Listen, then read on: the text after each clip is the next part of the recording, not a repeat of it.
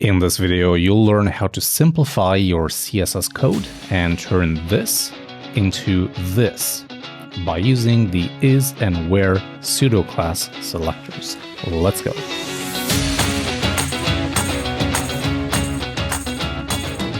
Hey, welcome to a new Tuts Plus tutorial. If we're just meeting, my name is Adi Pordila.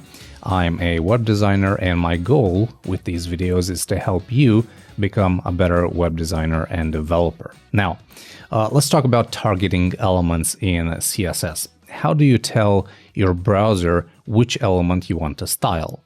Simple. You use selectors, like this. Let's say I want to make the paragraphs in the header, the main content and the footer, the color red. You do that by saying header P, main P, and footer P, and then you set the color to red. Very simple. So this is one example. What if, let's say, I have several elements I want to target and they're all in different parts of our page? For example, let's say I want to set the H1, H2, and H3 in the header, main, and the side to have the same font family.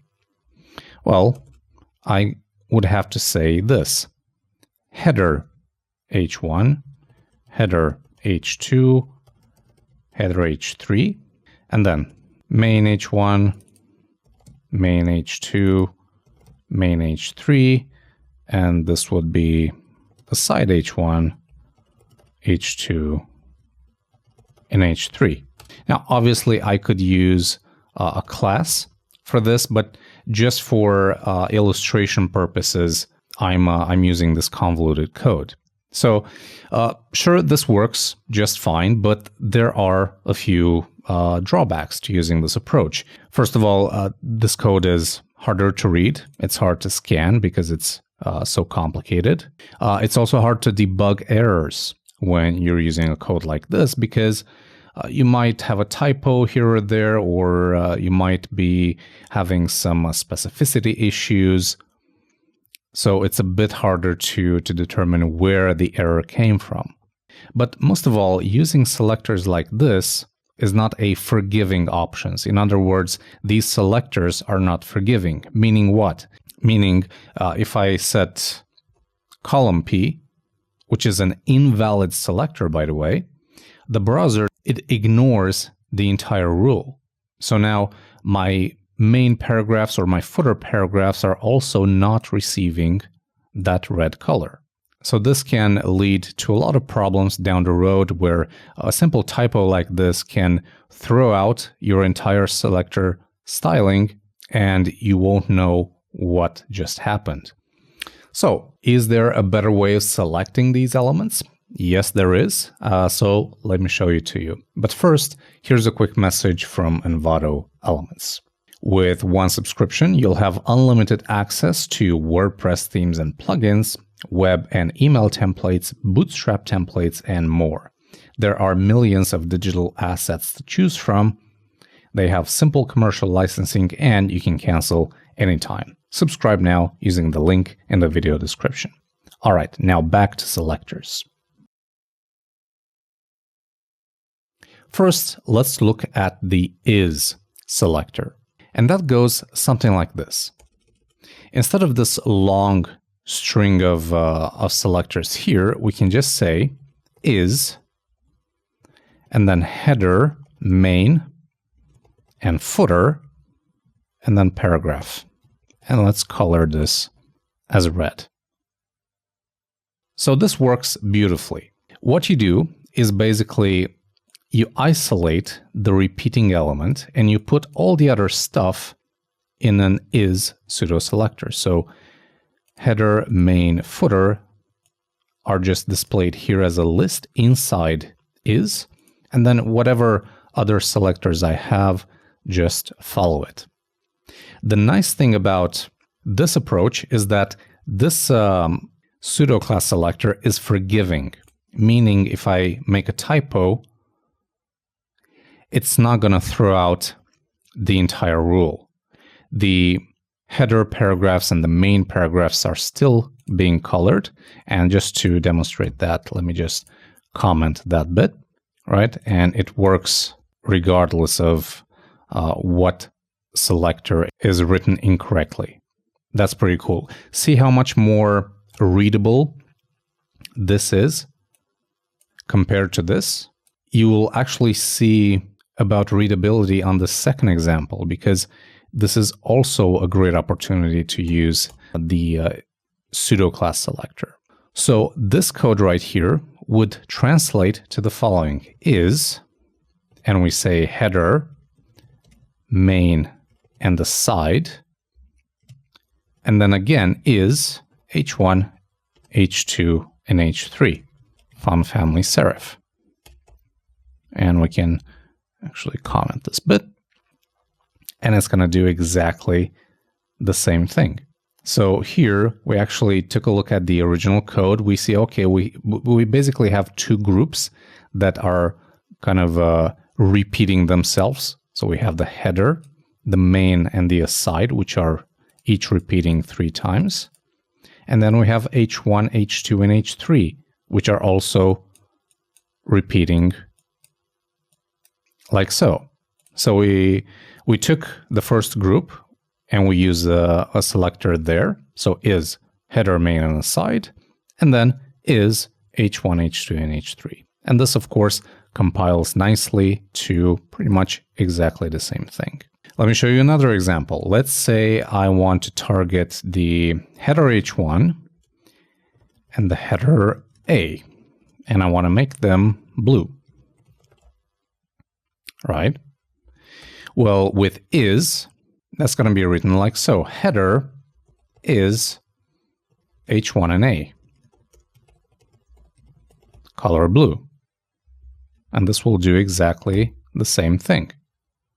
So you see, you don't just have to start with is all the time. You can just put it after a selector like we did here, of course. But again, this simplifies things very much. The is selector can also be placed in the middle. So for example, let's say I want to target the header h1 span and also the header a span, and set a font style to italic, right? So that targets this bit and the span inside the anchor tag, which is this bit. Well, to rewrite these, I would do the following: header is, let's see what repeats here or what doesn't repeat here, h1 and a, and then span, font style italic, and also let's give this a color of fuchsia, for example, just so we can see them better. Let's say that we have some selectors with classes. So h1 with the class of title, h1 with the class of subtitle, and then h2 with a class of title, h2 with a class of subtitle. Let's make these underline. So it targets this and this.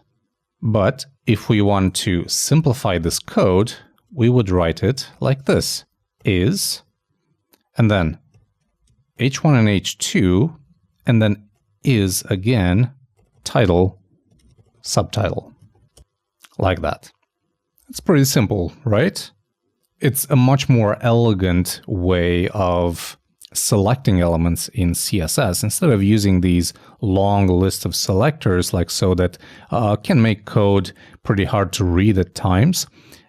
It's much easier to use something like this. So that is the is pseudo class selector. Now let's see about the other one that's called where. Now the where pseudo class selector is exactly the same as is, with one big difference: specificity. So they both do exactly the same thing, except where has 0 specificity, while is takes the specificity of its most specific selector in the argument list. Okay, so to give you an example for that, I'm going to say where h1 and h2. So I'm basically replicating this bit. Let me actually do this. It's easier. And I'm just replacing is with where. Okay. And let's go ahead and add the color green here. So you see it works exactly the same way as this one by adding the text decoration where it needs to. In fact, we can even comment this to see that it still works.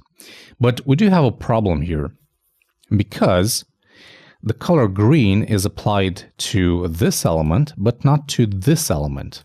Now, why is that? This is an H1 with a class of title.